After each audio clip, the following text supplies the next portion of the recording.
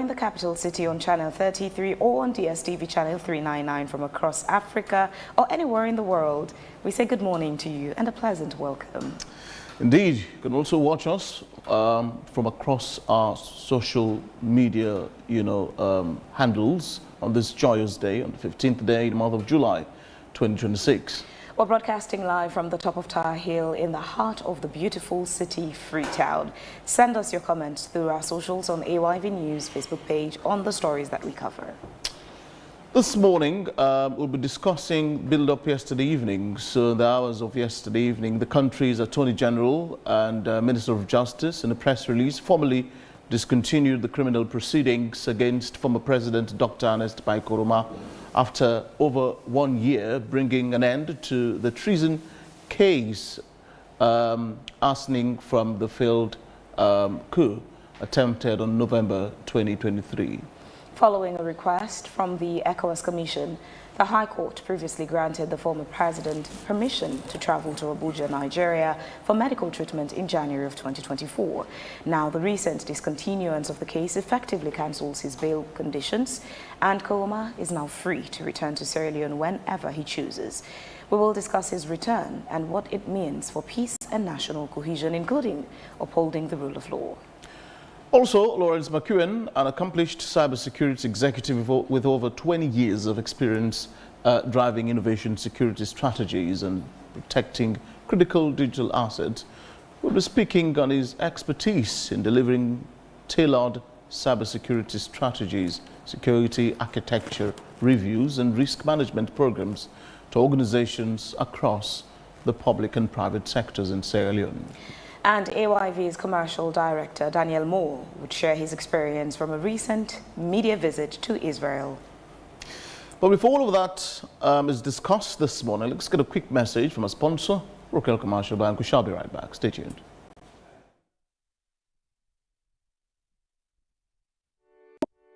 More and more people are using Wakeup SIM Copper Plus in their everyday lives.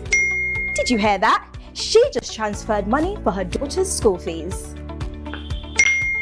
And this man just paid for some products. Ah, Mr. Abu, are you sending money to your wife again? Yes, like Wakeup SIM Copper. Ah. Yes, like having money in my pocket. Ah, excellent. Thank you.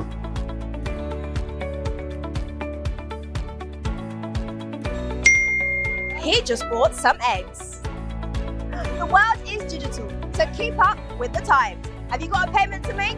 If so, just download Wakeup SIM Copper Plus now. You can download the Wakeup SIM Copper Plus app from Apple iStore and iPad or Google Play Store for Android users.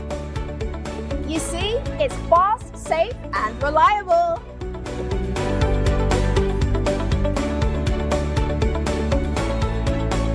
Sanika, I go see some business partners. You didn't give me my money, Michael. If I can say you give me this people in not to Indy.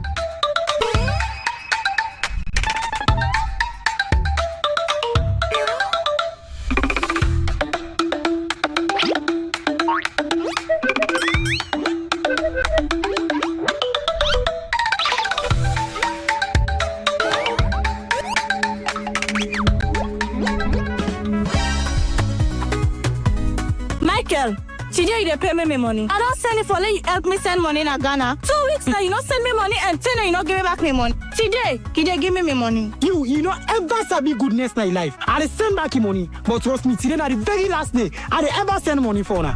I don't need your help because I don't know so with Afri money. I dey able send money. Now Baku Africa countries them. With Afri money, we dey able send money to over 10 African countries, whether it's Ghana, Gambia, Liberia, or Kenya. If me party we know this, we not follow the party grammar right now. Okay, una go regret. I mean now, una go regret. The best part right now, Michael, with Afri money, you dey able send money even if you not use app, even if you not the online directly. All you need for do, you just a dial *161#. Pam, your money don't go. So I don't need the help again.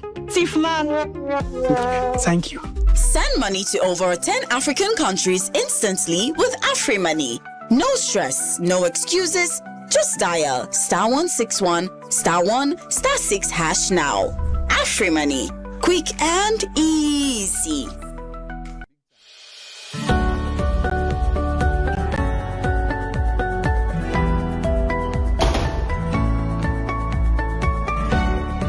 Good afternoon. Good afternoon. I can take money, 2 MoneyGram. Welcome our PC Foreign Exchange Bureau head office. Sit down. Thank you. You can write them. Waiting that mean? Where you can take money, 2 MoneyGram at Western Union and any PC and Son shop, including the head office. You do get 1% cashback instant. Yes, ma. You not tap bill. Every Thursday we can collect money. Now 59 Wellington Street. You say you just when at the head office for the foreign exchange. You do get 1% of that money you can collect plus additional gifts. Wow! You mean say for me 1% I dey get gifts? Yes, ma. Waiting at the gift. You do get gifts like 5 kg paddy jasmine rice. You do get gifts like paddy oil, paddy milk, paddy mayonnaise, and plenty other paddy things then. Una thank you. You're welcome.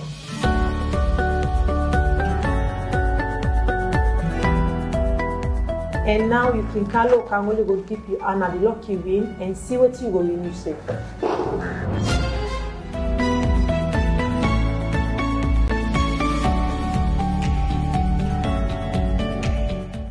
Wait till you dey wait. No miss out on the Thursday special. PC Foreign Exchange Bureau, the 1% the game plus Thursday special.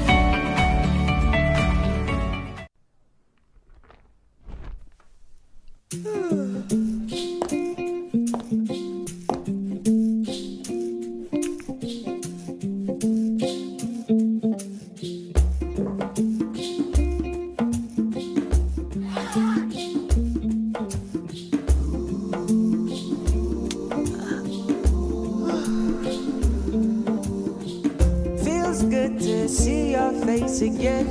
It's been a very crazy day. The joyous feeling in the air when rain falls on a sunny day. Happy, yeah. Let the stars, let the roll. Enjoy life's little pleasures with Maltina. Maltina. Share happiness. As mama, I always want waiting best for me picking them, especially when it comes out waiting them for eat and drink. Now this make I always they choose Sarah juice because they make come from with local foods them and nutritious and it gets less sugar than the other drinks them. Not to me say so. We lab test show say Sierra juice gets 50% less sugar than the other drinks them na the market. Because we mama they know waiting best for we picking them, now you make we always they choose Sierra juice. Sierra juice and nutritious, it's healthy and it's sweet. Sierra juice, not the taste of Salome.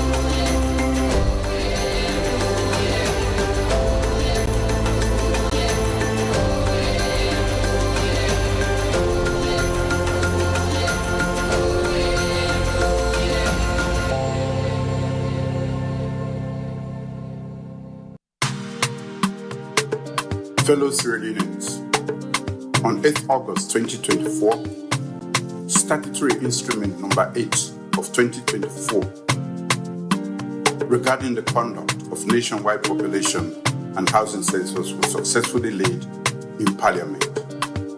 On 29th August 2024, this statutory instrument became effective following 21 days from its laying. Therefore, in line with the decennial census calendar, I am pleased to announce that my government we conduct a nationwide population and housing census.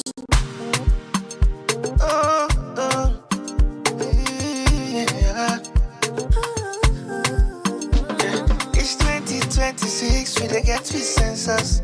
Make all man tell him fambulem, and we responsibility for bring development. Make all man tell him fambulem. From the east to the west, blah blah blah. From the north to the south, no matter how you dare or you try, blah blah blah. You want to call mama or papa, blah blah blah. What picking on grandpa, blah blah blah. Auntie or uncle, blah blah blah blah. What's it may they come to you, yeah. One people, one nation, may they come to you, yeah. Now we know back go bills alone, may they come to you, yeah. No person say you not here, may they come to you, may they come to you, yeah. I'm a papa, make we come together now. Brother, sister, nothing say you no matter, no. No left behind, no. This night you 10 for. Can join the census. Salon now we on. Okay, well, show me your name, show me your address. For make you go join now the plan. The census go make you get the access. For make you go vote now this land. Let the all you. If you don't want make them country again, make them creep you. Cause this time you're salon for right. See what you been a second cabo aduo. We bring good news, salon people yo. Census don't come again. We ready for control. Sky from the young to the old. Say the census go help make development day. Allow me then continue until you know go pay. It go air plan, more schools, hospital and lights, even water for you community. Who say you there? May they come to you, yeah. One people, one nation. May they come to you, yeah. Now we know back go bills alone. May they come to you, yeah. No person say you not here. May they come to you, yeah. May they come to you, yeah. Census they come, the other we cooperate. Tell mama and papa, then get for country we all, yeah, make we all ready. Census go help for make we know we safe, and who say we stand. If you claim say you love salon, we say development day, na day you for day. Yambo tegina, mimbo tegina. Mingo te teke biambe. Ka 2026 census na me right, census na you right. Family. Imagine if they count everybody they left you out. Amulemba kotumogbawa, uboka kufuni ngesakbele tuwa. Tonya, ye amubuji hule panda. Wabulole tobogbawa bayaganga. Ye tumogbawa mudagbe behave. Comment ya go salon bate mukoleva. Nabi yina na mya tobogbawa na. Yo mama kome kolabo ganya delega. Ina. Kakontone dim ding dang, dim ding dang, dim ding dang. Katap kata tinganga be kata konkel, anga be kata banganda yer. Abagato bagats, aindo gor, agalene, samo jamu, agatsamu, sarentamu, donye. Mama marita kangonsu. Ame ya timi wandi, timi wandi. Ame ya timi wandi, timi wandi. Mwa kongo tami wandi, ungewa menda milwena wo. Ya kongo tabi wandi, ungeba handa bebe holo. From the east to the west, blah blah blah. From the north to the south, blah blah. No matter how you dare or you try, blah blah blah blah. You want to call mama or papa, blah blah blah. What picking on grandpa, blah blah blah. Auntie or uncle, blah blah blah blah. What's it may they come to you, yeah. One people, one nation, may they come to you, yeah. Now we know back go bills alone, may they come to you, yeah. No person say you not here, may they come to you, yeah. May they come to you, yeah. More and more people are using Wakeup SIM Copper Plus in their everyday lives. Did you hear that? She just transferred money for her daughter's school fees. And this man just paid for some products. Ah, Mr. Abu, are you sending money to your wife again? Yes, like a Wakeup SIM couple. Ah. Yes, like having money in my pocket. Ah, excellent. Thank you.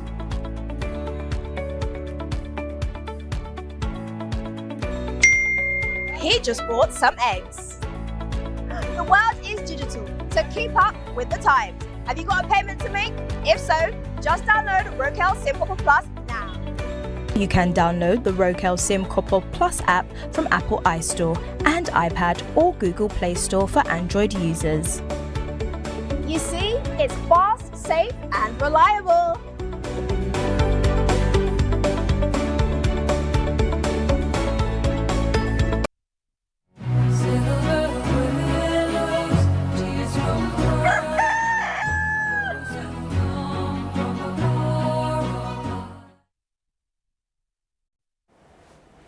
All right, welcome back. And a quick reminder that this is Wake Up Sierra Leone here on AYV television and radio. We're broadcasting from our studio in Freetown, Sierra Leone. Now, Sierra Leone's government has withdrawn criminal proceedings against former President Ernest Bai Koroma, bringing an end to a case that had placed one of the country's most prominent political figures at the center of a national security investigation. The decision comes nearly 3 years after the November 2023 attempted coup, which led to the arrest and prosecution of several individuals, including former military officers, and raised questions about political stability in a country still rebuilding from its civil war. The discontinuation announced by the Attorney General and Minister of Justice Alpha Sisi under Section 45 of the Criminal Procedure Act 2024 has also triggered debate over the timing of the move, coming shortly before Sierra Leone hosts the ECOWAS Authority of Heads of State and Government Summit. AYV's Samuel Ibrahim Koroma reports. Former President Dr. Ernest Bai Koroma was charged with offences including treason and misprision of treason following the failed coup attempt of November 26, 2023. After appearing before the Pademba Road Magistrate Court in January 2024, he was granted bail on medical grounds and subsequently travelled to Nigeria for treatment, where he has remained. The Attorney General's decision to discontinue the proceedings exercised under Section 45 Sub 1 of the Criminal Procedure Act of 2024 has generated mixed reactions. While some observers have questioned whether the timing is linked to Sierra Leone's hosting of the upcoming ECOWAS Summit, some commentators have also pointed to ECOWAS's role in facilitating his medical travel, although no official has stated that discontinuance is connected to the upcoming summit. The government maintains that the decision is based solely on legal considerations. What we're proud of is we follow the rule of law. On the question of why now, I will answer the same way. If he writes, whether His Excellency, we don't say today, he gets that kind of big hearts in AG, don't take that step today. You don't say this is a moment of national unity. You don't say this is a moment of national harmony. You don't say this is an attempt for us move the country go before. Now the right thing, who His Excellency President Bio, don't give the blessing for us move forward as a country, as one nation and one people. So we'll focus on that. All other cases and the other people will be determined on their own merits. The development also follows calls by representatives of the main opposition All People's Congress APC party, who during a recent engagement urged the Attorney General and Minister of Justice to expedite the implementation of Resolution 4 of the Agreement for National Unity, particularly those relating to detainees and politically sensitive matters. Meanwhile, a statement issued by the former president's lead counsel welcomed the Attorney General's decision, describing it as one that advances national peace, reconciliation, and social cohesion. The statement further notes that Dr. Koroma has consistently respected the judicial process, cooperated with investigators, and complied with all bail conditions. With the discontinuance of the proceedings, his bail has been discharged, clearing the way for him to return to Sierra Leone whenever he chooses. Samuel Ibrahim Koroma, AYV News, Freetown. Right, indeed, many thanks to Samuel Ibrahim Koroma for putting that report together. This morning, to further the discussion on the issue, we've been joined by Melvin Tijan Mansoure, who is a media and political analyst, Alfred Minkailu Koroma, member of the APC publicity team. and Abubakar Josise, who is National Outreach Coordinator at the Ministry of Information and Civic Education. Good morning, gentlemen. It's a pleasure having you. Good morning. Thank you very much. I'll begin with you, Joe. Why now, one would ask? Well, there is time for every purpose. So you could recall that quite recently we had the presidential town hall in Makeni, and His Excellency emphasized a lot on peace, unity, national cohesion. So that has always been his mantra since he came into office, because he fervently believes that it is only with peace and unity that we'll be able to build this country and take it to where we want to. So we know this issue has been there all this while, and some way, somehow, it's created some tensions, divisions, etc. But then we have always thought of the need to come together as a country so that we can forge our destiny together as a nation. So, I mean, we just think it is appropriate at this time for this to happen. How did this decision come about? What happened at the back scene? If you'd like to share.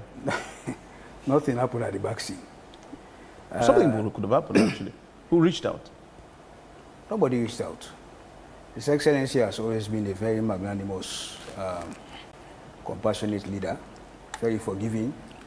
Even if you take a look around him, his office, if you are following events in our days in opposition, you could have seen some people who were very much opposed to his ambitions, but today those same people are working in his office, are working in government. But the case is different. This man was charged with treason. In fact, the government claimed it had serious evidences against him. Some were prosecuted and now serving life imprisonment.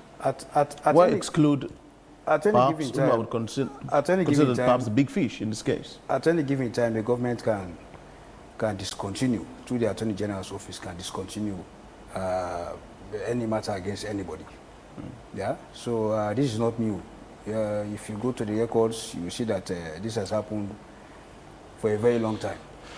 Yeah, so we just thought, in the interest of national unity, cohesion, this should happen, and it is very much constitutional. You said we just thought. Again, there isn't much clarity given on where this idea originated from. Is this just a thought by President Bio to say, it's about time we discontinue this case and bring former president back home? Or was it a request from the APC or former President Ernest Bai Koroma himself? Or was it a request by members of ECOWAS? People are curious to know, where did this idea originate from to discontinue the case? Maybe I should repeat myself again. It's in the interest of peace, unity, national stability and cohesion. Now the question is not in whose interest. Nobody reached out. But the question is, who originated the idea? So, this is a legal matter. The Attorney General and Minister of Justice looked at the provisions in the Constitution that gives him powers to discontinue such matters. Yeah? And that's where we are. No details were given, and I'm not sure the law compels him to give details when he wants to discontinue any matter. I'm not sure. So he just used his powers in the Constitution to discontinue the matter. We call it noli prosequi. Let's turn not to a legal person, but the APC for answers. Minkailu, from the APC's perspective, good morning. Where did this idea come from? Was it your party that made that request to the government?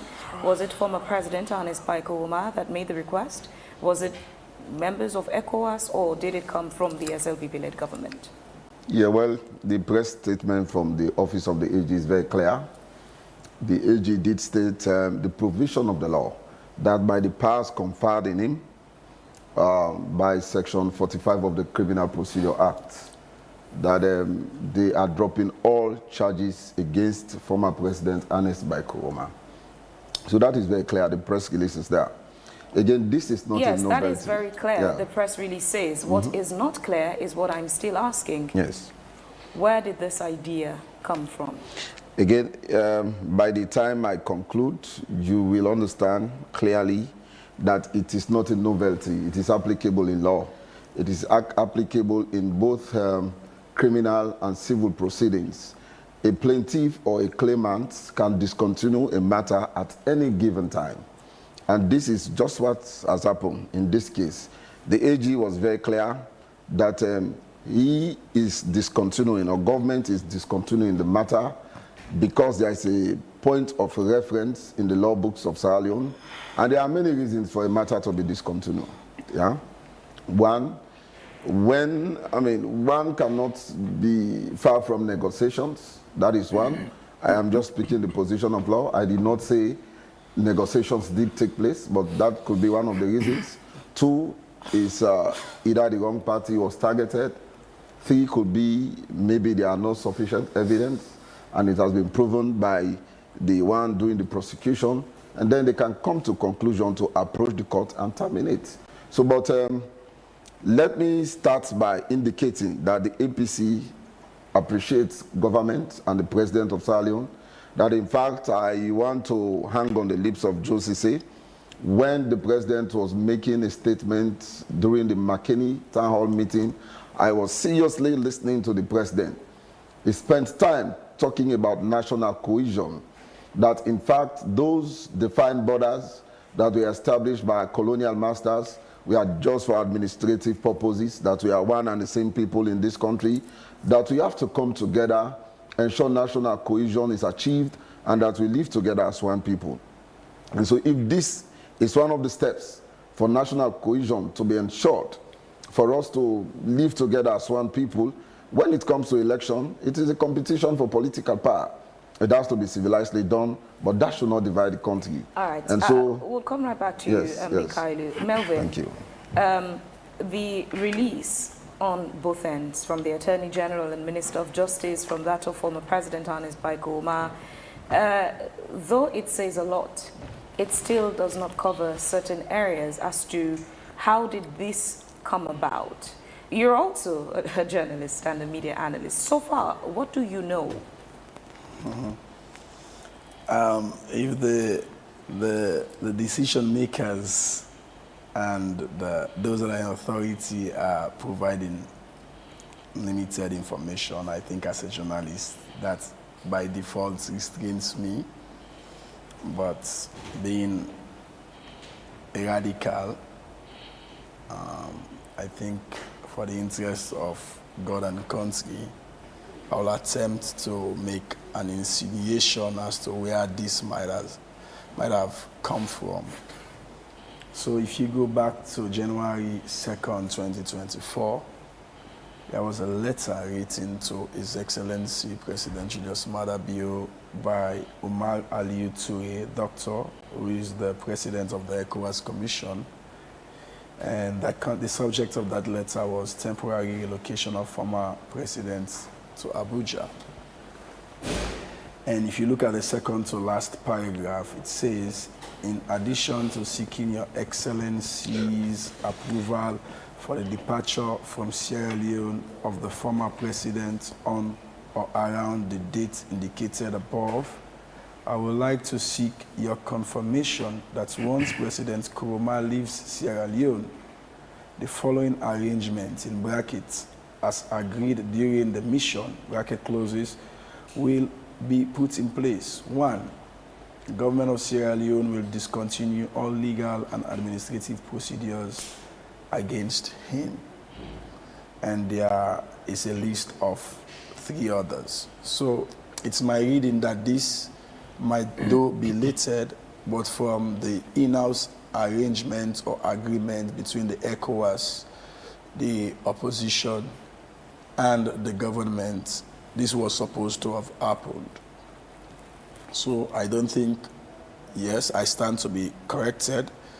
The presence of ECOWAS might have, well, even if not triggered, but amplified the implementation, because this is something the government had agreed to. So the ECOWAS factor is one. And also, like many people are saying, if you go through the president's rendition in McKinney, it seems it sounded to me as if the president is coming to terms with the reality that in Sierra Leone, it should not be us versus them. It should not be red versus green or Mindy Light versus Timney Line. And all in one basket is seemingly culminating into this action. But of course, there will be a litany of other conversations when it comes to even the provision that is cited in Section 45, subsection 1 of the 2024 Criminal Procedures Act that says, yes, the government has acted in tandem with the spirit of the law. As to whether it's morally right, that will be up for grabs by posterity. But wait, even legally, you know, just because I've been reading a lot since last night. The offences under which this man was charged were quite grave. You know, treasonous offences are not, you know, burglary or this kind of stuff. You know, low-ended. Others were charged, actually. They're actually serving life sentence right now, as I'm talking to you. Why leave a single man out? Well, I said perhaps is deemed as I one said of the it's legal biggest because if you look at the culprits CPA, of the matter.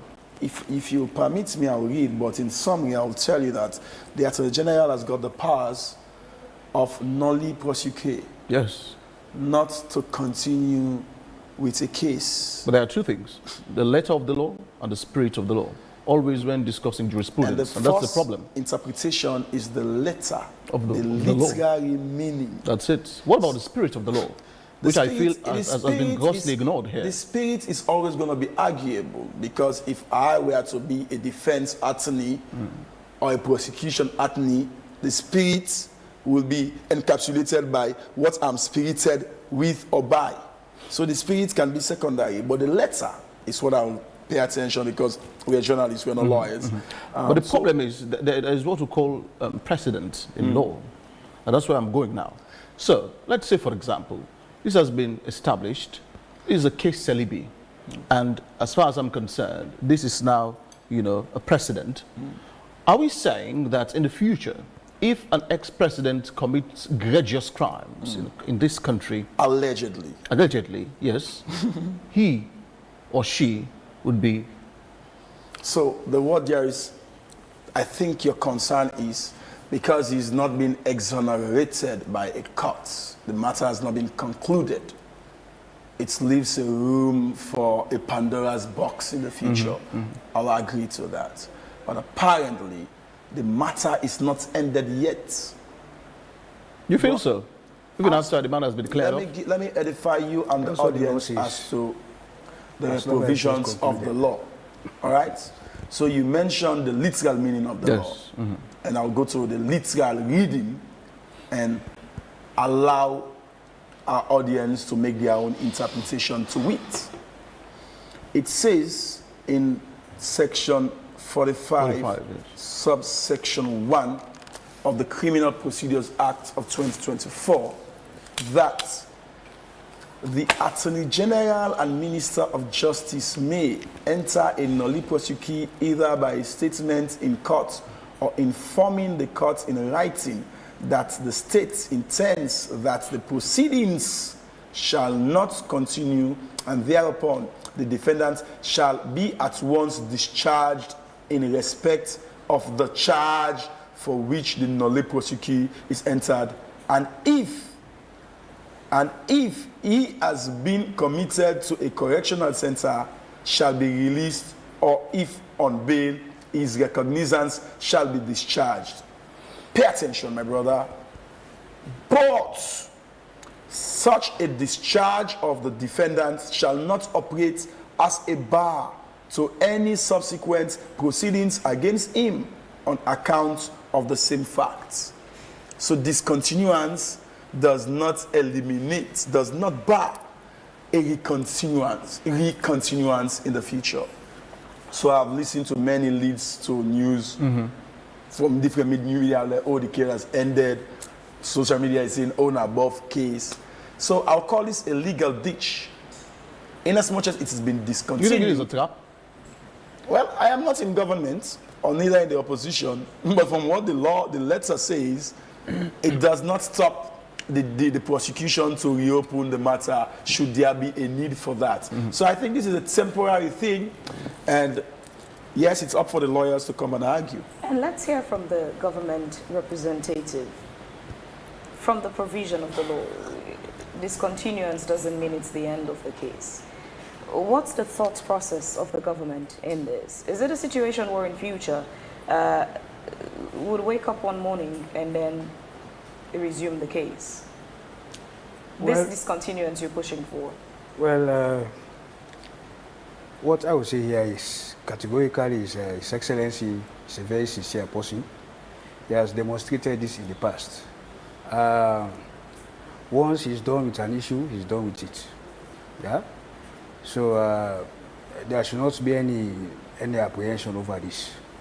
And the issue here is that because Melvin was talking about, my brother here asked if this is not a precedent. No, it is not. I mean, the law is very, very clear.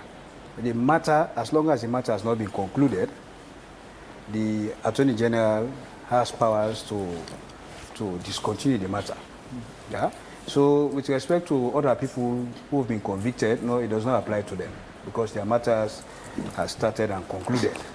In this case, we all know the matter was still active, and therefore the Attorney General acted within the laws of the country and has started discontinuing the matter. And there is no intention whatsoever on the part of His Excellency. I mean, he is someone who in the past has demonstrated some of these attributes. He's a man of peace. So is this permanent or temporary discontinuation? I just told you His Excellency is sincere. There is no trap here. Yeah, you spoke about His Excellency's sincerity, not really speaking to the question itself. So, is this temporary or permanent? Nothing is temporary here. Yeah? It's permanent. I just told you His Excellency, once he's done with an issue, he closes a chapter, that's end of story. I'm not saying so there are two things here, Josisi. There is, for a case of treason, so there are offenses that are just between the individual and another citizen.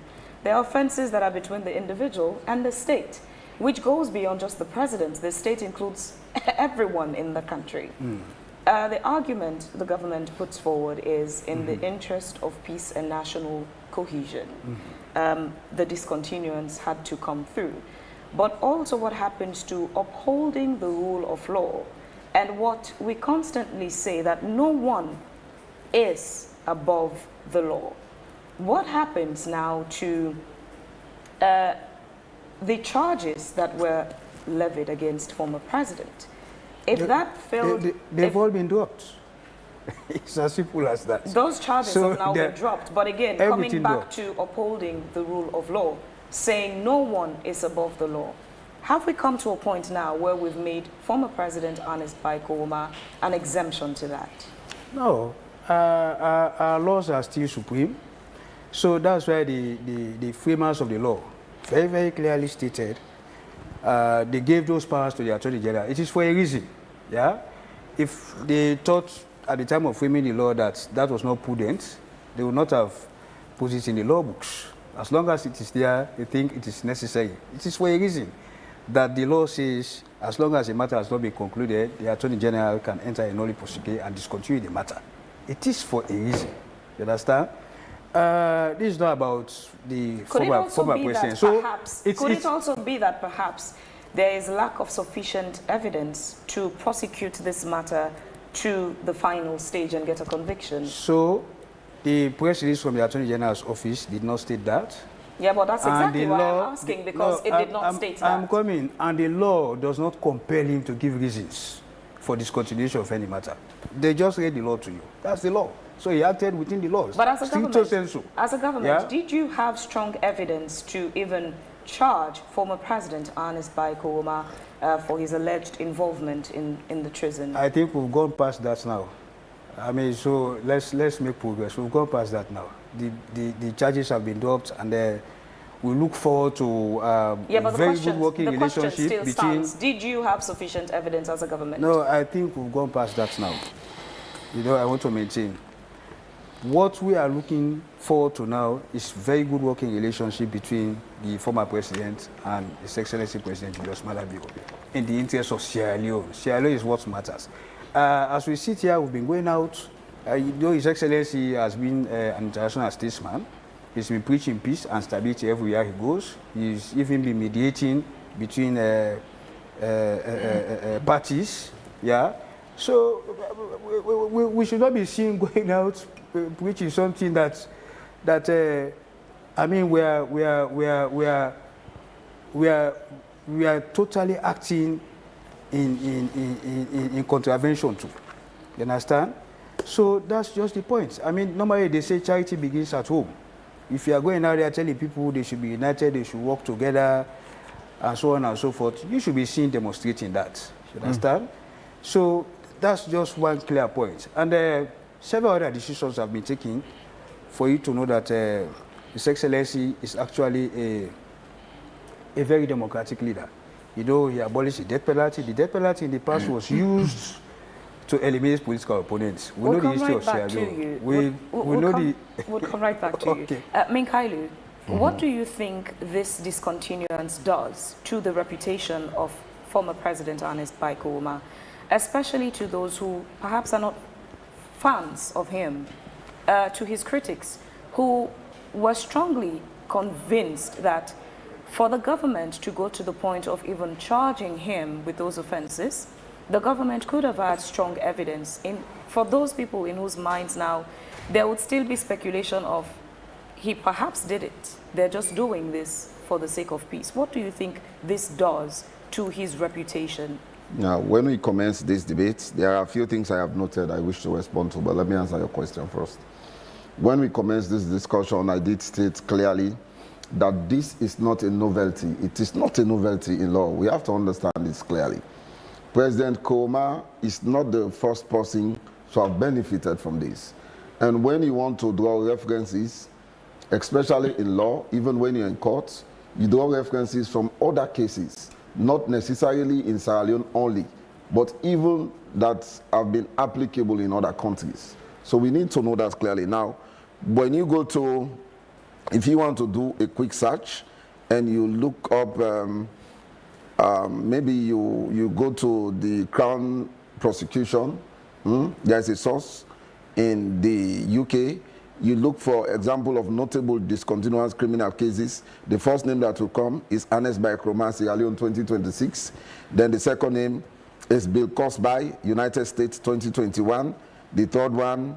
So these are cases not only, but these are cases not only between individuals. They are also with the state. You will also have other examples like the Slagem housing case in Ghana 2025. And there's another one doing with Stephanie. Cases are there. Okay, Stephanie Lawrence murder, UK 2012. There are cases. So this are those is not treasonable cases you're reading? Are they all treasonable cases? No, these are different cases. So it can be murder. It can points be to gravity as well. Yes. So I am saying it is not a novelty. It is applicable in law. We need to know this very clearly. So the AG did not act outside the law. Again, there are also reasons for the termination or discontinuance of cases. There are reasons for the discontinuance of cases, and those reasons are also very clear. One, it can be insufficient evidence. Is that the case? No, I am not saying it is the case. I understand. No, this is just for public consumption, for them to understand that the government did not act outside the law. Again, procedural flaws, public interest, and policy, like the one that has been emphasized by Joe Sise, the position of the president, we want national cohesion, a lot of things. Is that the reason you feel that the ex-president was granted amnesty? No, well, again, it comes to you. I noticed something you stated earlier, Jones. Okay. I also want to believe an accused is presumed innocent until proven guilty in a competent court of law.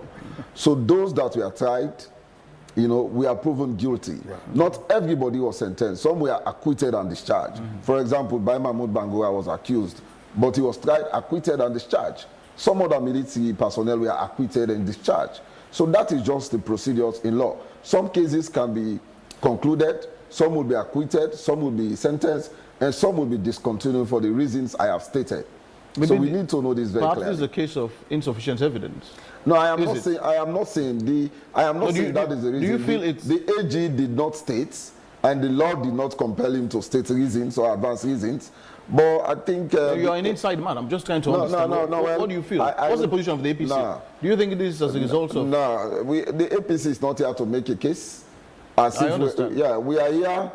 I mean, to commend and compliment the effort of government and to assure the nation that we are so far very happy with the trajectory that the president has taken, and that is what the nation is looking forward to. That is the position of the APC. In fact, there is a press release to the effect that has got to do with that. Again, Fabian, saying upholding the rule of law. I don't think the rule of law is under attack because everything that has happened is under the rule of law. There's provision for that. When you say equality before the law, the same rights that should be enjoyed by Josisi, that right has to be enjoyed by Fabian and Minkailu. So if the law says prosecute, you can acquit and discharge, but you can also discontinue for the reasons I have stated. So that is the rule of law. That is the position of the rule of law. Nobody is putting aside the rule of law. Again, when Josisi did say charity begins at home, I agree. Because we are making a name on the global stage.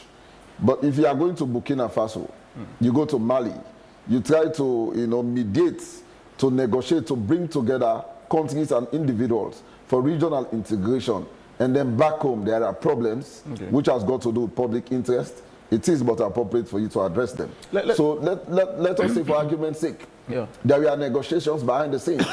And public let us say, I don't know. I am not in the position to say that. First of all, there is state sovereignty. Nobody, Article 2, subsection, Article 2, paragraph 4. But that was written previously. No. Article 2.4 is very clear. There is state sovereignty. We have the power to decide what happens within the territorial borders of the question is why now? Just, a few days to the beginning of the ECOWAS summit in Sierra Leone. Maybe it's a coincidence. Think so? Maybe it's a coincidence, yes. Maybe it's a coincidence. What has happened to President Nkrumah? Is he still on the medical? No, the press release is very clear. When you go to paragraph 1 of JFK's, who is the lead counsel for Ernest Bai Koroma, it's very clear that all charges, have been dropped, that Ernest Bai Koroma is free to come to the country at any given time. When you go to the penultimate paragraph of the AG's statement to the public, it is also very clear. So Ernest Bai Koroma can decide to come whenever he wishes to come. No, but it did not address whether he's still on the medical or not, as he had previously claimed. Ernest Bai Koroma, the very reason why he's in Nigeria? Even the reasons advanced for medical attention were also established in the release of the AG and that of JFK. No, he was granted bail to go for medical. Is he well now? Is he okay? I believe he's hearty. Yes, he's okay. He's kicking. Yes. Would he be attending the ECOWAS summit in any way? I don't know. I don't know if he was invited or not. Today is the 15th. The ECOWAS summit is supposed to be around the 12th to the 19th, right? For the press release I saw. I don't know. I am not in the position to state if you'll be attending the ECOWAS summit or not. Melvin, you've covered ECOWAS for a long time. You're a seasoned parliamentary journalist. Looking at the optics, the pieces and bits of evidence in front of us, and I'm sure logically you may have drawn an hypothesis already. What does this look like? Does it point to the fact that ex-Prezi perhaps could be attending this summit? Well, nothing is impossible, but I think the focus should be on the current Prezi. And I think President Bio is establishing himself as a man who owns to agreements, be it belated or not. And I think he is attempting to lead by example, that you cannot be the chairman of ECOWAS and be having a situation as like in Senegal or other places. So from a leading by example, I think this is something, if you are coming from government, you should be celebrating. I know some folks within the government are perplexed, some others are surprised. But I think the fact is, they say experience is the best teacher, and it seems as if President Bill is learning from experience, but also Pancrew, they try for bread in bid for an exiting. And yeah, this, I mean, it sounds arguable from another perspective, but the fact there remains, there is no alternative or substitution to peace and national cohesion. If this is what's going to usher peace and national cohesion, I think our duty as the press is to amplify some of the good things. That does not mean that there are no demerits. There are always going to be demerits in everything that we do. But we have got a duty at this time to present. And on the list of good things, seeing that former President Ernest Bai Koroma has now been granted this discontinuance, and it seems that, it may seem, there is now a better relationship between perhaps himself and the current president, and even the SLPP-led government and the main opposition, APC. What do you think this means for Sierra Leone as a country, and how it would trickle down to even the supporters of the APC and the SLPP? It means a compliance to the agreement for national unity. There is one clause that says the former president and the current president should be gelling. Vice presidents as well. And the vice presidents as well. So if this is coming now, though so critically belated, it will send the right message, because even when President Bio signed that book of condolence for Minkailu's laying out, it sends the right message. I mean, 90% of Sierra Leoneans were like, oh, had this been the case, maybe we will have progressed as a nation. So looking forward to the moment that President Bio and former President Ernest Koroma will share a platform. And they will have because that was a part of the agreement. So I think, yeah, like I said earlier on, President Bio living up to his words, but also we look forward to the moment of what can I call it, the moment of unity, where President Bio will share a platform with Dr. Ernest Bai Koroma, and both of them will come to speak to the nation. I'll tell you, Phoebe, and the day will see that, and I'm seeing its trajectory towards that end, because this is the first step. Allowing, discontinuing his matter, and following or complying with the agreement for national unity. And I hope other aspects of the agreement with this action are going to be complied with, because there was to be a committee on electoral reform. There is expected the constitutional review process. But I will tell you, much of the tension will be simmered or reduced with these kinds of actions, be it compelled or influenced or whatever. I think the bigger picture there will be, some schools of thought say the public is gullible in Sierra Leone. And and there's a strong competition for 2028. This is not just the APC and the SLPP competition. It's the SLPP competition, APC competition as they head for the flag bearer race. And then eventually, when they all would have their flag bearers, it becomes the APC SLPP thingy. But as the tone is set for the 2028 elections, again, with this trajectory now, we're seeing the SLPP-led government and the main opposition. What more do you think can be done to sort of consolidate this peace message and national cohesion that is projected? I think both gentlemen, the president and the former president, must be more statesmanly. Because if this olive branch has been extended to the former president, it does not need to come again and turn McKinney the new party office. If he's going to be energetically involved in politics, this might collapse. So it's an opportunity for him for Dr. Ernest Bai Koroma to be more statesmanly, not just within his party, as he captured in his own statement. Of course, I'm not a fan of the former president, everybody knows that. But captured in his own statement that he wants to give the country that opportunity to build and progress. So if he's sincere about that, I think this is the perfect moment, not only to caution the APC, but also help Mother Bio to also sanitize national issues. We've got lots of national issues around health, the economy, and if they are coming to join forces, it's rare in politics, but if God said at the tennis door reach show, I think the prayer and fasting of the churches and mosques is seemingly yielding dividend, because we know some people in the pray for the peace of Sierra Leone. Let's quickly draw a parallel to, perhaps what's obtaining in the United States of America. Donald Trump is the current president, but you see former President Barack Obama very active, active within his party, the Democrats. He was, even for elections, he was very busy campaigning for Harris. Now, he just recently, they opened his Obama Presidential Center.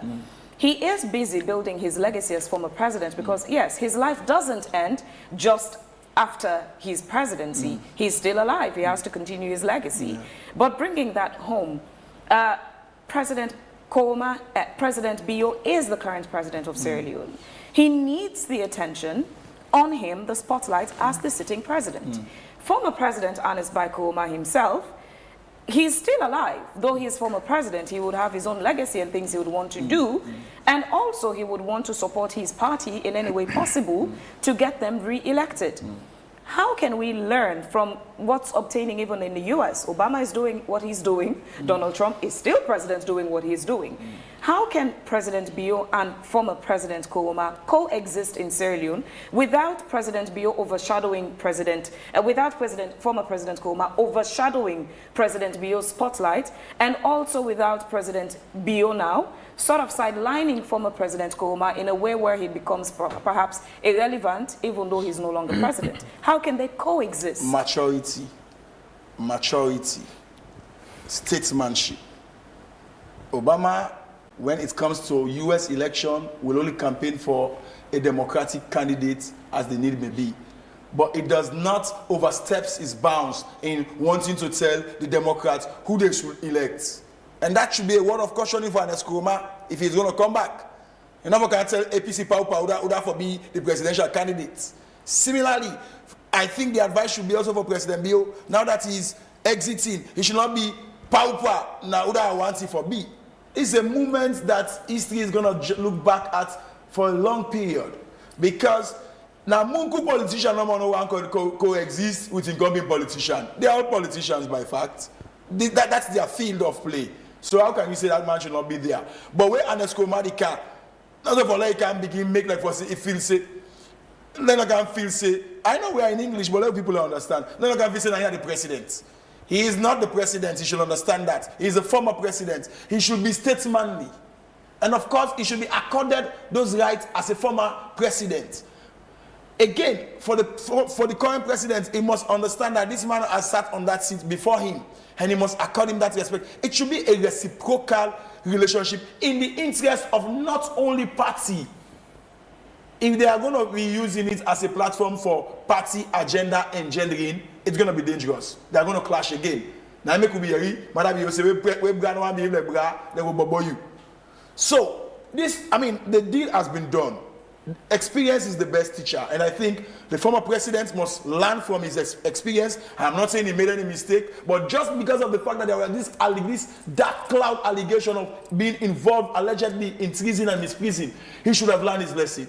And the current president also should be measured as to some of the things that he will be saying against this former president, because if you are going to be saying that we no respect to the people are going to perceive that he is having some kind of bad feeling against him. So both of them should be matured and be ready to put the state's interest above SLBP and APC interest and that of the national interest. Because imagine if President Bio and Koroma, former President Koroma, join forces. They're going to have great influence over ECOWAS. We know that by now. That former President Koroma has got huge influence and President Bio is having huge influence. So what can it mean when they take that influence to the African Union?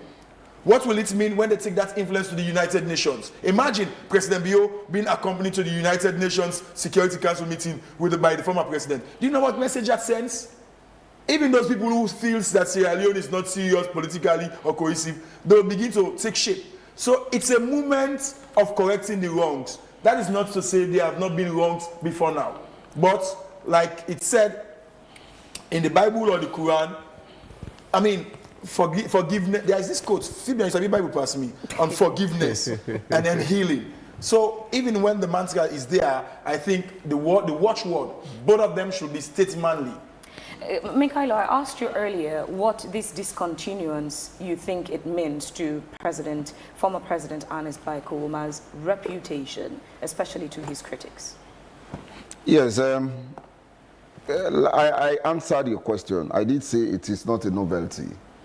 Critics should know that. His reputation is intact. It is not tainted. But then how he conducts himself after this discontinuance, when he returns finally to Sierra Leone, I wrote Melvin, he has served as president for 2 consecutive terms. I also agree that he should focus on nation building, playing a statesman role, and I believe President Nkrumah will not venture to involve into party politics any longer. He has learned a lesson. You think so? I believe so. That if I were President Nkrumah, I was not going to involve in party politics, because the problem will begin from Isn't that man the godfather? No, well, a lot of people in the APC. Godfather presupposes you can be approached or consulted when it is necessary. Okay. I am not saying we are going to abandon him. I am not saying we are not going to approach him when the need arises. Does but that, like Melvin stated, also not disenfranchise him from exercising his human right and his rights as within the APC to participate? Now we are talking about, yes, when it is time, it is his right. He's a comrade, a registered member of the APC. It is his right to go to a convention and cast a vote for whosoever he may wish to vote for. That is not the point I am making. I am saying, like Melvin was Doesn't suggesting. He have the right as well to campaign for whatever candidate he yes, wants that to, emerges. even within your party? That emerges. We've seen former president in other countries campaigning. When you go to Nigeria, there's still Babangida alive, there's still Goodluck Jonathan alive, there's still Obasanjo alive. You understand? They participate in politics when the need arises. But that's involvement. Yeah, yes, I understand. I said politics, not only government. Okay. When the need arises. Right. But then you also have to give support to the existing president, complement his effort, play a statesman role. Right. When you go to the United States of America, for example, you did mention Obama. But aside Obama, there's still Jimmy Carter alive, there's Bill Clinton alive, there's Joe Biden alive. George Bush is also alive. They are all playing their roles. But at the end of the day, they have no point of clashing with the current president. That is the point Melvin was making, and I think I subscribe to that. Right. That when the president comes, former president, he can be invited by the current president to attend state functions. It is his responsibility to do so, but it is not expected, I mean, for us to like you said, now forget about the coup. I have said if I have been president for 2 consecutive terms, why do I need a coup for? Am I going to be president? Anything we may not benefit from. Right. I don't have to be president again. So I agree, McKinney is not going to be the headquarters of the APC, and I think President Nkrumah will not tolerate that. I mean, he's going to focus on himself, enjoy his retirement. Speaking as if you've already spoken to the man. Has he whispered in your ear? No, not really. But I think that is what should be applicable. Right. That is what should be applicable. Let me bring Joe in. I mean, you've said just now that, you know, there is no tricks up the government's sleeve when it comes to this thing. But I tell you, one of the most critical, you know, APC, you know, members, she's at the core of the affairs of the APC. Dr. Blyden, I think an hour ago, posted a lengthy piece on Facebook, I have read it actually, where he has challenged your government that indeed you have something else coming. I'll quote you. In fact, I'm curious about the sincerity of purpose in this arrangement. The fact that H.E. Madabio government chose Section 45 of the Criminal Procedure Act rather than avenue cited in Section 46 speaks volume. It means the government is not all sure of the sincerity of Ernest Bai Koroma, so they have kept a stick behind the door. End of quote. So, I want to reiterate again. Yeah? No, you're being challenged here. Is it true? No, that's just her opinion. Okay. I mean, opinions are not facts. Yeah? That's just her. And when such critical issues come up, you expect everyone to have their opinions. Yeah. So she's just expressing her own opinion. Yeah. You know, but what I will state here is that His Excellency has always been a man of his words, and he has always ever been a very sincere person. Go back, way back when he was military leader at the age of 32, when he said he would return this country to democratic rule after just 3 months. Nobody believed him. Okay. But he lived up to his words. Yeah? So he has always been that kind of person. Okay.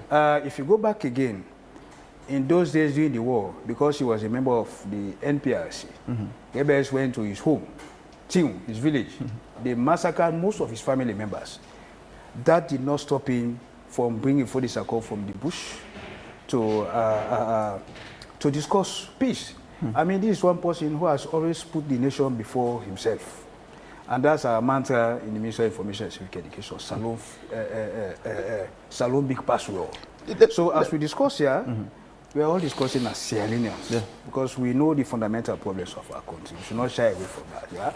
So if these are the concrete steps we are taking to address them, I think it should be laudable for all of us. Let's discuss reconciliation as well, because she also said that if we truly seek reconciliation, then it has to be on a platform of truth. It also has to be on a platform of seeking forgiveness from the families of deceased and seeking repentance rather than, projecting defiance and a false sense of innocence, where the people of those whose family members were killed during this process, have they been contacted? Have they been asked for forgiveness? So, whilst you're pardoning one of the alleged culprits, so, this whole, So you are insinuating there that the former president is guilty, yet being pardoned. Said alleged culprits. No, so chose my words carefully. Now that you are bringing in the families of the people who lost their lives during the coup. So we are all aware of the fact that people were brought to justice. A lot of them are now behind bars. Okay. Well, a few of them were acquitted. But the bulk of them are now behind bars. They are serving their sentences. We are very much aware of that. And this law now that the Attorney General has used the CPA clearly states that as long as the matter has not been concluded. And we all know that there is presumption of innocence until a matter is concluded. So if in the process of concluding the matter, and then there is need for it to be discontinued as enshrined in the laws of the country, then I think there should not be any issues about that. So that's just the point. So whatever you said, Dr. Blade, because I have not read that piece, it's just our opinion. There are several other opinions out there. I mean, you normally have mixed, there are people who have different perspectives. That's why we are in a democracy. People have rights. They understand to give perspective to national issues. However, it is the overall interest that is paramount at the end of the day, which is Sierra Leone. But Kailo, you have another bigger problem right now. I mean, I think I read the other day that the PPRC had actually suspended the elections.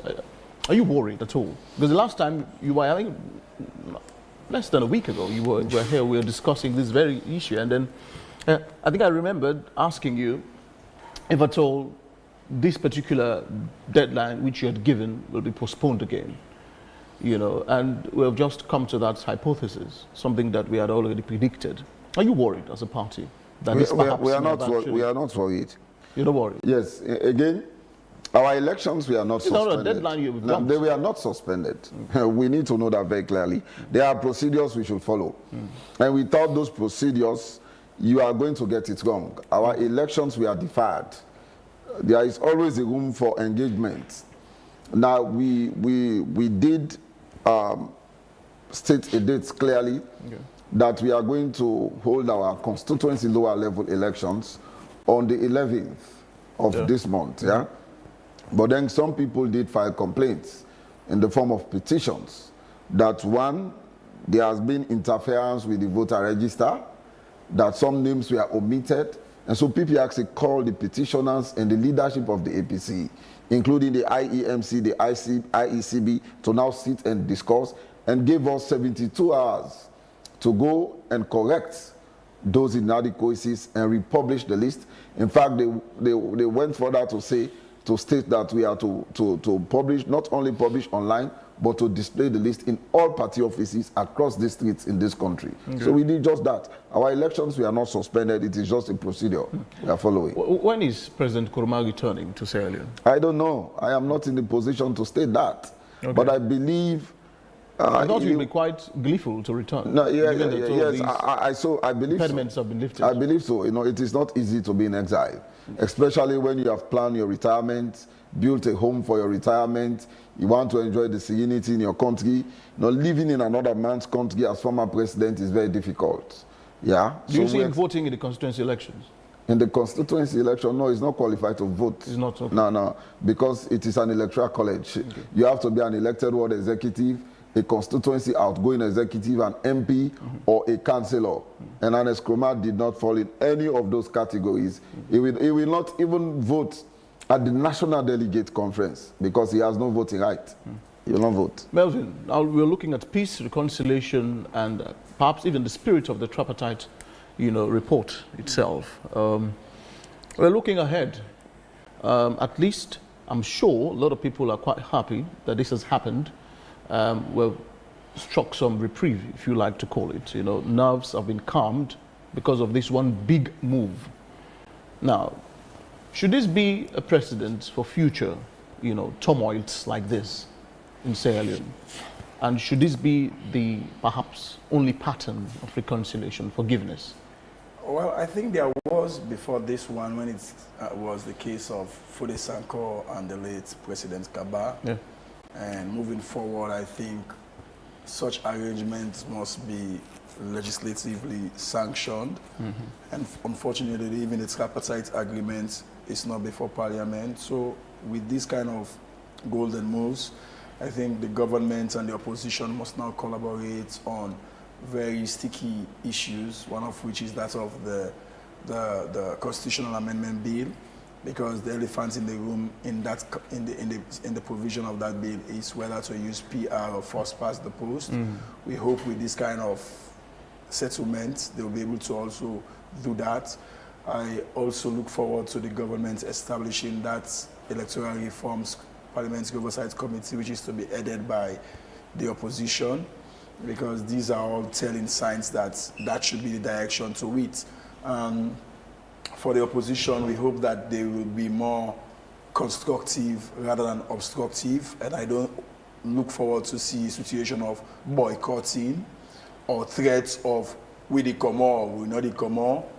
And I also look forward to some people that are up the tree that are shouting, then they up tick, they are like thief. When I say there, people like Adebayo to understand that the national peace and unity comes first. And even if the allegation of him being spoon-fed or influenced by some people in the opposition is to be true, this is the moment for them to say, we are ceasefire, we are looking at the bigger picture. And you mentioned my very Melvin, sorry good to friend. pause you there. We'll come back to you, gentlemen, in the studio to round this off. But meanwhile, let's head over to Bintumani Conference Center now, where the Mediation and Security Council of the ECOWAS is set to commence its 56th ordinary session, where authorities are gathered to discuss security and mediation policies. Our man on the ground, Sheku Mohammed Sila, is there to give us a live update. Good morning, Sheku. Tell us what's happening now.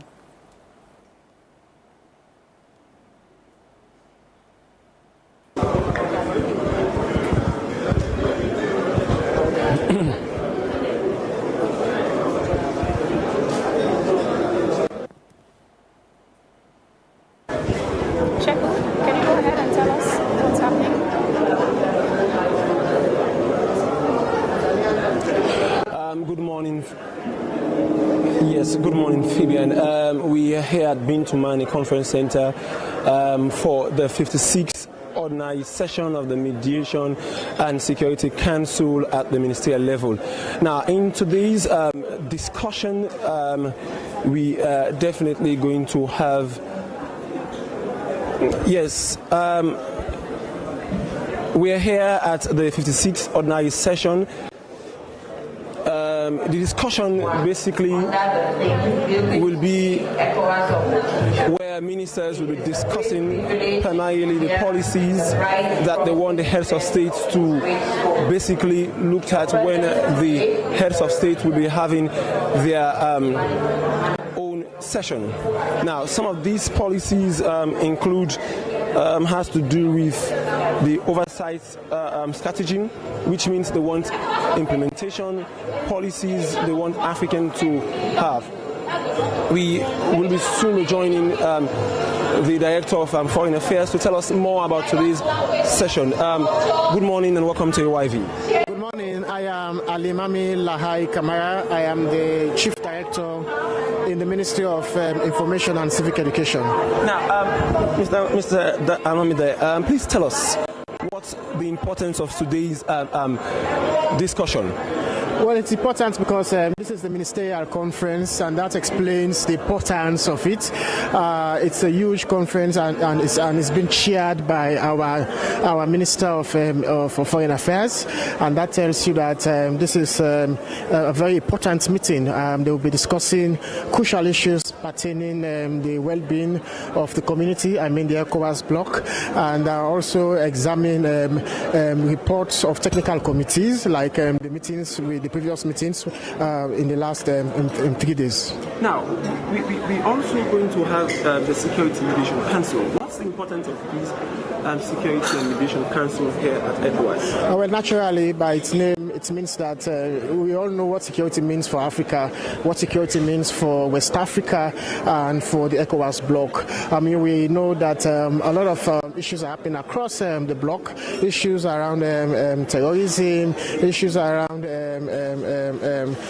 drugs, trafficking, issues around even militarism. And so it's very important that the security matters are discussed so that the bloc understands how exactly these issues are tackled, are addressed, and what memorandum could be generated out of those discussions, so that the bloc would benefit from whatever security measure as a community is being taken. Don't forget, Sierra Leone now has the ECOWAS depot, which signifies that in terms of, it's the military wing of the ECOWAS. So it's very important that security matters are discussed at this session. Now, key among what they discussed last year at the 50th ECOWAS session was that of security that has to do with unconstitutional government that has to do with the coup d'etat. And we've seen the intervention of the chairperson who is president here in Sierra Leone, retired Brigadier General Bio's intervention, that of Benin, another country, and Cape Verde.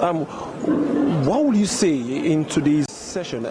Is that part of it, or is that a key mandate for the discussion here? It encompasses all of that, and that explains the diplomatic muscle of our president to be able to engage his colleagues as regards unconstitutional change of government. I mean, he has a first-hand experience in that respect.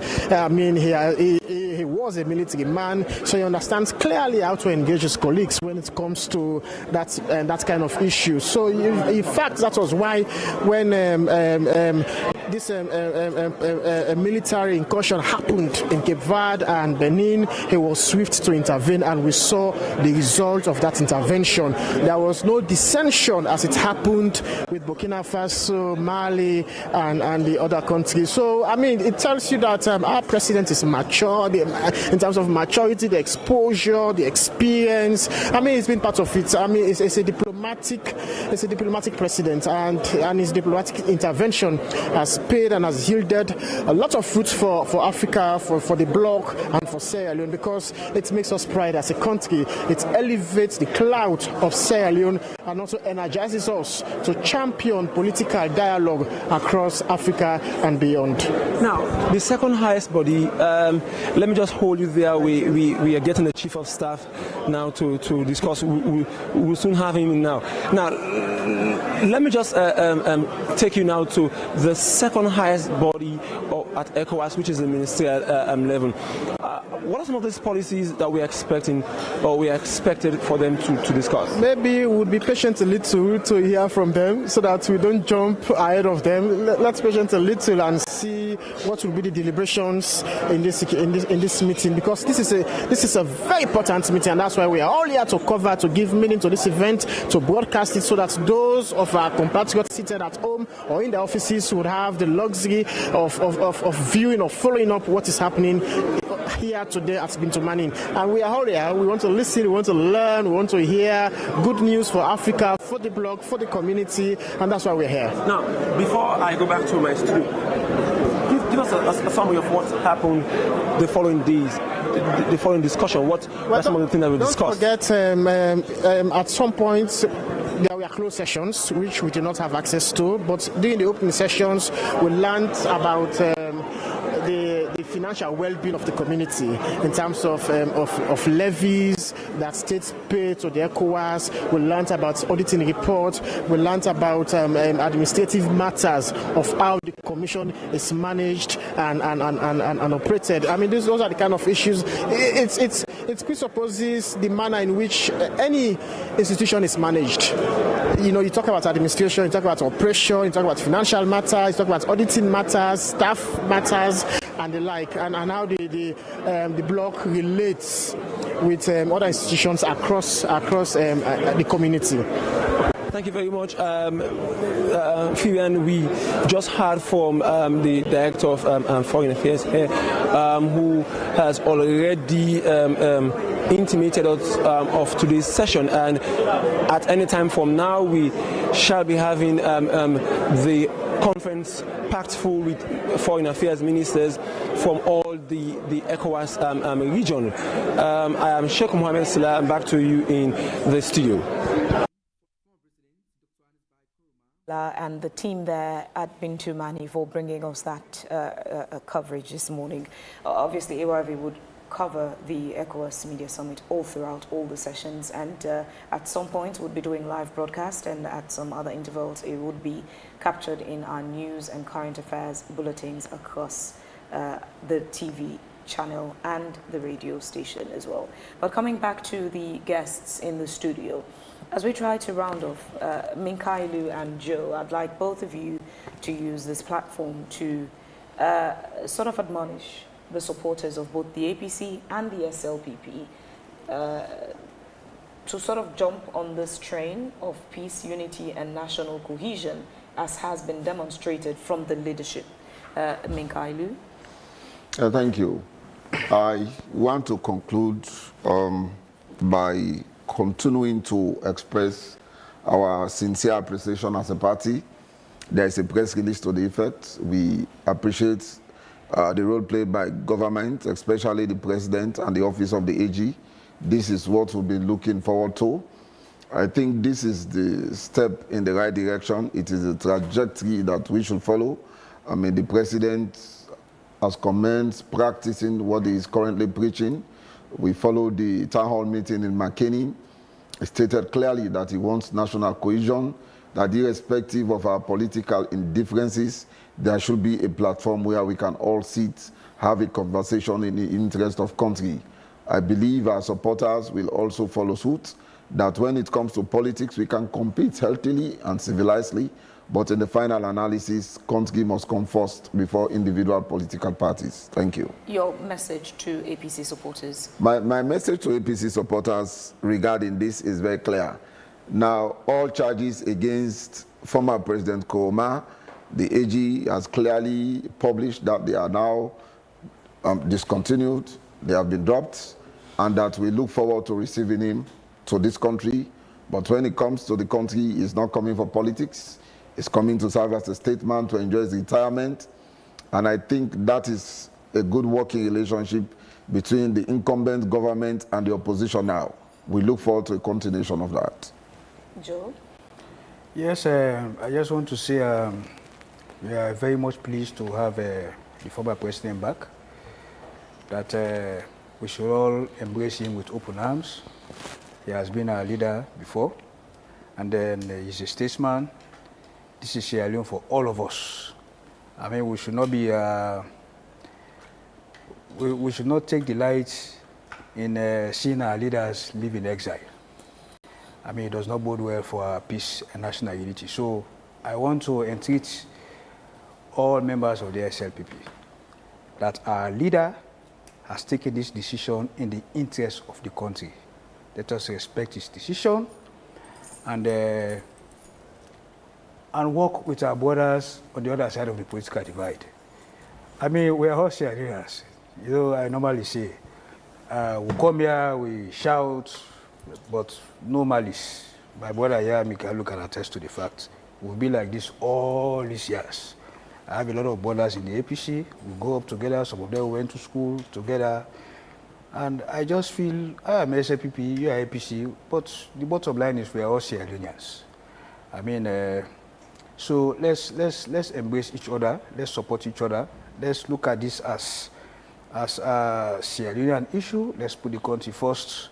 Let's support the president. And when the former president comes, let him work with the current president in the interest of Sierra Leone. Thank you, Josise. And finally, Melvin, you're a journalist as well.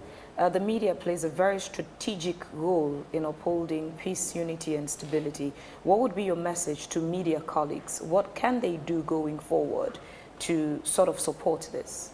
I think we should What's their role? We should not overblow the controversies. There will always be controversies. We should look at the bigger picture, which is national unity.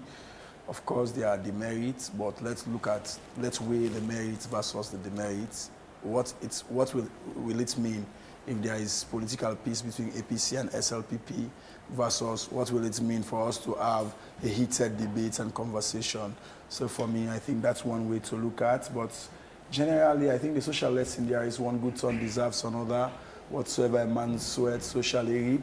And to the general public, particularly the young people, don't let anybody use you for their political hidden agenda or political aggrandizement, because at the end of the day, they will reach at a consensus and you will not be there and you'll be left in the cold. And I think personally, for me, the country is moving towards the right path if these actions are sincerely taken, and our duty as journalists and civil society is to amplify the good things, but also, yes, spotlight some of the things that we feel that might be challenges in the future. And some of them, I think I've already highlighted. And I was talking about the lady you mentioned, a very good senior colleague of ours.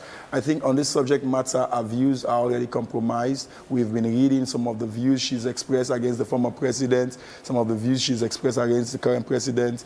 And for me, I think it's some of those views that we should be, at this moment, be looking at, should be asking ourselves whether to amplify them or to just give them the kind of consideration that they deserve. And again, those people that are in the interest of promoting anarchy in Sierra Leone, the optic, the Alatif, I think it's a moment for you to have a reflection that, if the APC and SLPP can be united on some issues, why are you fanning the flames of torment, chaos, and all of these things? So I think country comes first, and for me as a journalist, not always you're going to be critical on some of these issues.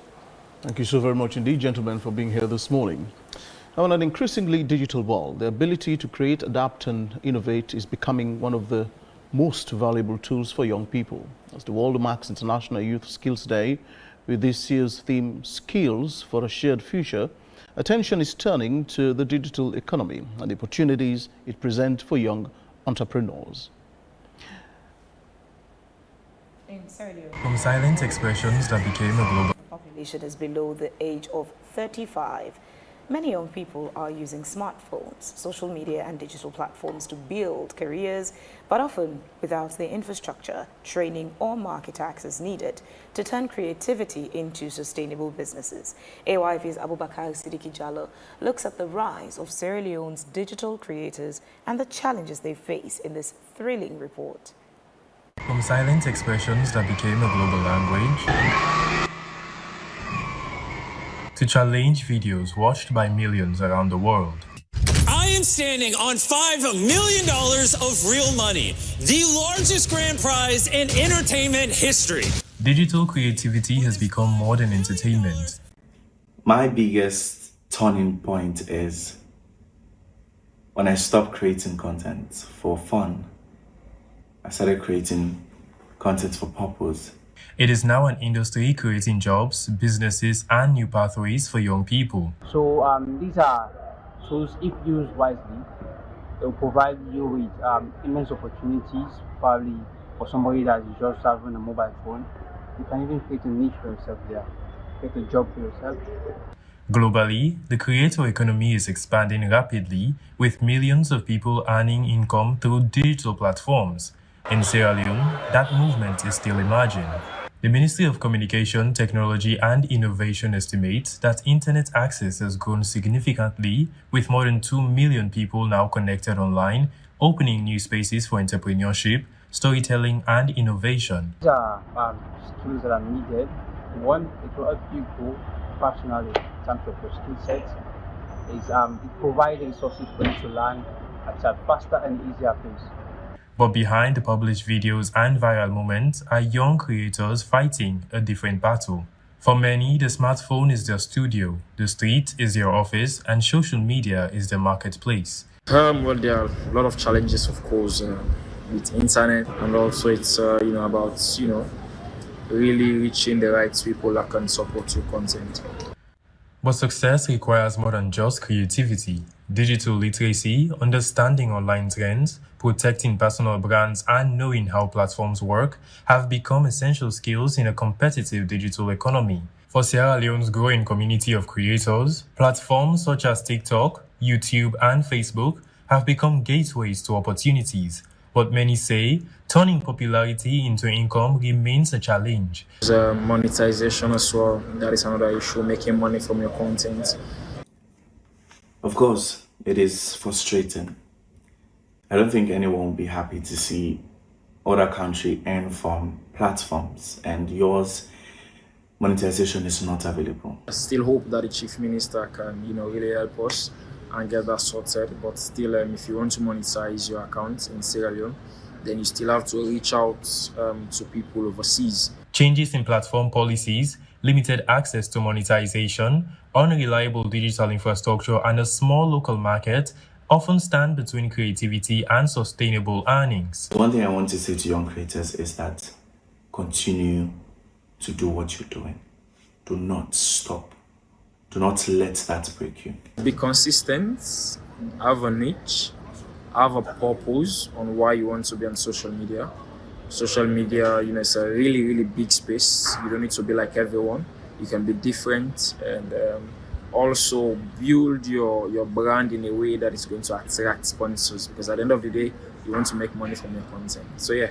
And when monetization is finally available in our region, those who stayed consistent will definitely benefit from it. The government has acknowledged these challenges. Chief Minister David Senge has previously spoken about expanding opportunities for young innovators and creators, while the Ministry of Communication, Technology and Innovation continues to promote digital transformation initiatives. A recent National Digital Skills Program targeting 1,000 civil servants is part of wider efforts to build digital capacity across the country. For Sierra Leone's young creators, the future is already being imagined on screens and smartphones, but they say the next step is ensuring the digital economy grows alongside their ambitions. Because in this new era, skills are not just tools for survival, they are the foundations on which tomorrow is being built. Keep improving, keep posting. Every video is a chance to become better. And also be original. Your voice matters even if it shakes. Your dream matters even if it scares you. Your story matters even if it's messy. Abubakar Siddiqui Jallo, AYV News, Freetown. It's many thanks indeed to Abubakar Siddiqui Jallo for that report. You're still watching and listening to Wake Up Sierra Leone, live on the Africa Young Voices. Don't forget to join in online on the conversation and drop your comments there.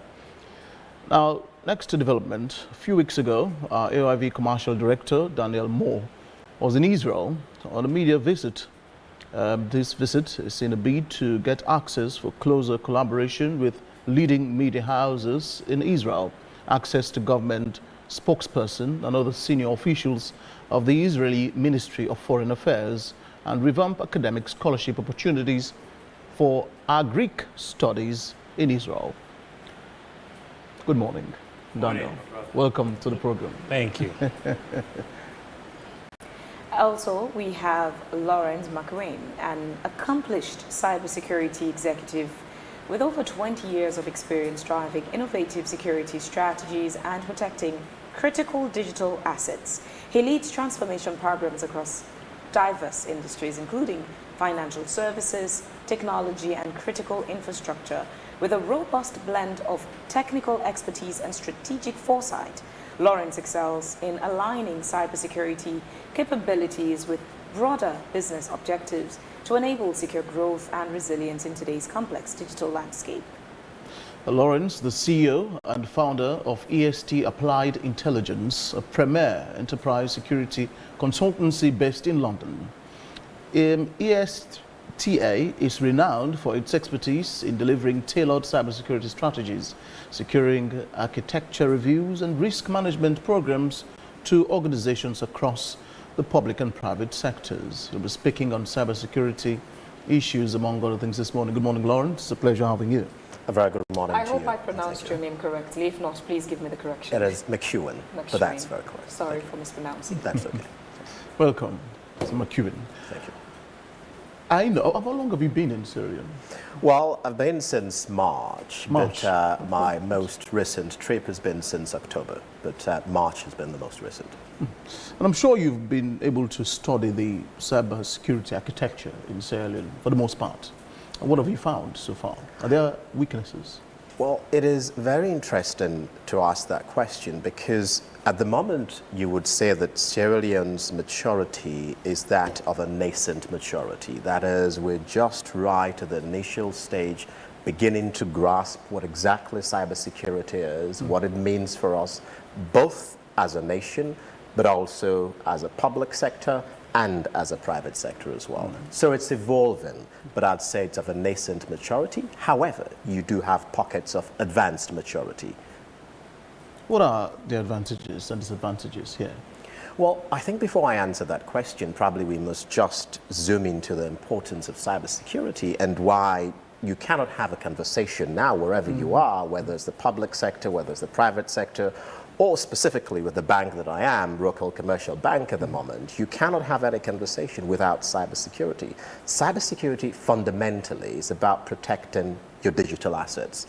And what are digital assets? Digital assets are your mobile phones, your laptops, your accounts that you have, the interactions you may have on social media, WhatsApp chats and all of that. All of those come together to form your digital assets. And so fundamentally, it is an extension of the physical security that we've been used to, and it's protecting those online within the digital space. Now, to answer your question specifically here is that the advantage is very simple. If you brace up and adopt cybersecurity very, very early in whatever you're doing, whether it's a financial institution like Wakeup Commercial Bank, which Wakeup Commercial Bank is doing, whether it's at the government level or defense level, you absolutely have an edge and you're well ahead of the curve. Because as you can see, almost every day, that is for sure, there are compromises across the world. And huge organizations have been compromised. So fundamentally, it must be taken seriously. We're going to tap into your knowledge beyond just for the Wakeup Commercial Bank, but with that rich portfolio you have, it would have to be as well for Sierra Leone as a country. Cybersecurity is a new conversation in Sierra Leone. I'd like to hear your honest assessment of where we are in terms of the laws we're putting together, the awareness we have to protect cybersecurity. What would be your honest assessment of where we are as a country? Professionally, one should be led by the data. And when you look at the data that's available to you, to analyze it objectively, there are three key pillars that you have to consider when it comes to cybersecurity. You have what is known as the process pillar, you have what is known as the people pillar, and you have what is known as the technology pillar. And the acronym for that is PPT in cybersecurity. So you have to look at those verticals individually. When we look at the people vertical, which is about having the resources, having the skill set, having the right skills matrix in place, creating that awareness, I think we're on that journey. But again, it's of a nascent maturity. That has to do with the fact that, as you say, cybersecurity is a relatively new field. It's only now that we're beginning to tap into it, but we can do a little bit more as well in ensuring that actually right at the age of 3, 4, that's where we begin to expose our citizens, as young as they may be, to cybersecurity, getting them to understand what it means to them. Then at the primary level, then at the secondary level, and of course at tertiary level as well. But it doesn't stop there. We take it into the public sector, we take it into the private sector. And then of course you have to consider what I'll describe as silver surfers, those citizens who are of advanced age, They also require an understanding of cybersecurity because they communicate on WhatsApp, they make calls to their families, and they do online banking and all of that. So it has to be structural, it has to be strategic, it has to be intentional. And then you turn your attention to the processes that we have. Because it's a relatively new field, you would expect those processes not to be mature, and that is the case. So there has to be a concerted effort at a government level, at a defense level, but also at both the public and private sector level, that partnership should exist to ensure the processes are robust and they are of the right maturity. Let me give you an example. If you take, for instance, a bank like Wakeup Commercial Bank, that is 100% taking cybersecurity very, very, very seriously. And by the way, that did not happen by accident. That's as a result of the visionary leadership of Dr. Walton Gilpin. He gets cybersecurity. He knows that actually the world cannot grow strategically without cybersecurity. But I want to draw your attention to what they're doing there. He has ensured that the processes are reviewed and the processes are bootstrapped to the level of the bank. That is commensurate to the size of the bank and what the bank is doing.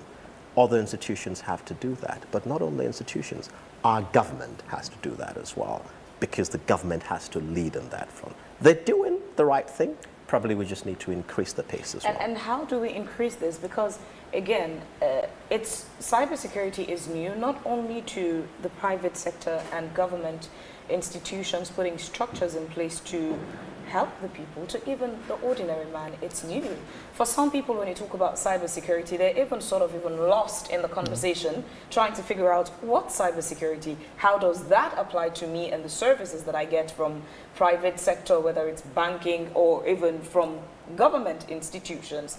But again, tapping into your knowledge, you've assessed where you think we are. How do we strengthen cybersecurity in a way that the institutions are able to up cybersecurity for the individuals, but also ordinary citizens get to understand what cybersecurity is, and also sort of not only demand but participate? A bank like Wakeup Commercial Bank, you've mentioned, is taking it very seriously, but the customers there as well need the awareness to know what's available and why they should tap into those. That's a very good question. May I say it's an intelligent question, ma'am. So the very first thing you have to look at is that I mentioned the people, process, technology pillars. The people pillars are very important pillar. We cannot overemphasize on that. But the question you ask in there is, if you look at it at a corporate level, as an organizational level, there's a responsibility of the organization to ensure that the right processes are in place. But you also have to create the awareness, because those processes, the people interact with those processes. So once you create the awareness in the right structure and the right order, then they work well with the processes. So it's what you would describe as sequential. And then, one thing I want to draw your attention to ever so slightly is the fact that what Wakeup Commercial Bank did was to ensure that every staff, every employee was, and certainly is, being trained. That's the very first step. Second step is they're looking at what are we doing for our customers, what are we doing for the clients, and we're doing the same thing. So tomorrow, Wakeup Commercial Bank has got an initiative that is known as the Walton Gilpin Cyber Circuit, which is both internal and external. Internally, focusing on the structures, the processes, and the technology within the bank. Externally, looking at our customers and the wider base. And so there's a program tomorrow bringing our communities together from various backgrounds in letting them know how to protect themselves. Right. We'll come back to you. Daniel Moore, Pastor Moore, good morning. Good morning. How are you doing, my brother? Look radiantly dressed this morning. Thank you. What goodies have you brought home from Israel? Well, so many, but I would like to first of all say the reason for the visit was to see how Israel can bridge what they have now realized is a gap. Okay. In the past, Israel and Sierra Leone enjoyed a very good relationship. For some people who might not even know, the parliament and some other strategic building was built by Israel. And they've been looking for ways to continue this support and this mutual beneficial relationship. And so the embassy in Ghana, the embassy is located in Ghana. So the ambassador reached out. I'd interviewed him last year. And so they reached out to say, look, we're putting together a trip for senior media folks to come visit and see how they can begin to build a bridge. And what is one of the important bridges is the information access. And so they felt there's been maybe small or no information, correct information about Israel to the African populace. And so they realized that there was a need to build a bridge, bring people over, get them to find a way to interact with government officials, media, landscape in Israel, and other beneficial stuff that they have been extending to other African countries that Sierra Leone in the recent past has not been benefiting from. So that was really why we took this trip. And tangibly, what are some of the feasibilities you would point to? You talked about scholarship, exchange programs as well. Okay, one of the good news, if I can say, for Sierra Leone that AYV will be having access to is we have like a relationship now with one of the private lead media houses, KN1, in Israel, and they have agreed to always give like access to information, interviews, footages, and stuff like that, so that we can have first-hand information and first-hand, shall I say, coverage of what is happening in the Middle East. It's very complex. A lot of times we have different agenda by media houses, but people not really telling the story as it is. So they feel a company like AYV is well positioned in Africa to have access to information and then disseminate that information to at least the Mano River, if not the entire part of Africa, through our DSTV platform. So that relationship is secure. And also we have access to interviewing spokespersons of the nation of Israel whenever we think there's a need, whenever we think we need to call on anyone to give us a comprehensive understanding of what is happening. That relationship has been brokered. They'll be acting as fixers as well. Sorry? They'll be acting as fixers as well for our interviews. Yes, certainly. And also there are other benefits that other African countries have been enjoying, like scholarships for Greek students. And this is something very unique because Israel has like established and renowned research institutes in the area of agriculture. They've proven that, I mean, you can have, even in a place where you have the desert, you can still have produce coming forth and people can benefit. So apart from just the studies, apart from getting access to research materials, they also train people in entrepreneurial agroeconomics fields. So these are all opportunities that we will hopefully before long, we'll be able to plug back Sierra Leone into these benefits. As you say this, there are people watching and listening right now who would already feel excited and want to benefit from these opportunities. Don't kill the excitement. To those people interested, how can they be able to benefit from these opportunities through your visit? Media One, I think, is AYV's exclusive. For education, I think the right place to go is to go to the Tertiary Education Commission. They obviously will be the ones to recommend the universities that will qualify. Another issue is the issue of absconding. So they have decided that only third-year students will be allowed to take advantage of such opportunities, so that you will still have 1 year to come back to your country and collect your certificate. So if you choose to go AWOL, then you'll be missing out on all the years previous to that time. So I think the right place is TEC. But there are other benefits in terms of medical attention to young people. There is a hospital we visited, the Child Heart Hospital, which also is offering treatment for cardiology issues for children. It's a pediatric hospital, and also exchange training, specialization for pediatricians who are already in that field. So they can come over to Israel and be trained in the area of cardiology and stuff like that. Yeah, well, even with this other opportunity you mentioned, how do they benefit from it? Well, that also is something that will go through the medical council. Obviously, I can recommend, because I was there.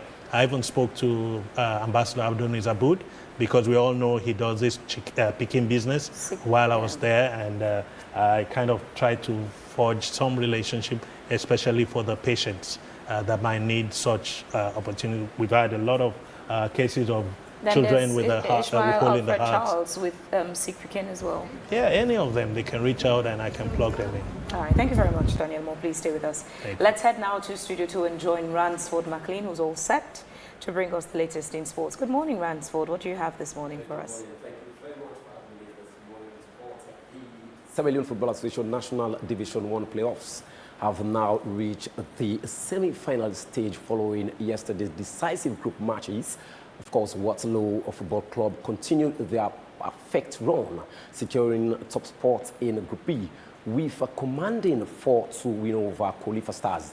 They now sit for the semi-final clash with Marampa Stars, who earn their place in the last four after edging Bombali Shebra to 1. In Group A, Western United secured the top spot in style, thrashing Prospect Football Club 7-2 to edge as group leaders. They now prepare to face Khalifa Stars in the semi-final after Khalifa Stars were awarded second place in Group B by winning a protest against AI Kalon. AI Kalon themselves finished with a goalless draw against Great Skiasis FC, but missed out on the semi-final after the ruling. However, these finalists from the semi-finals will earn automatic promotion to the Sierra Leone Men's Premier League. Now, away from that to women's football, meanwhile, in Kenema, the Women's National Division 1 playoffs served up another exciting day of football as the competition of a place in the Women's Premier League place heats up.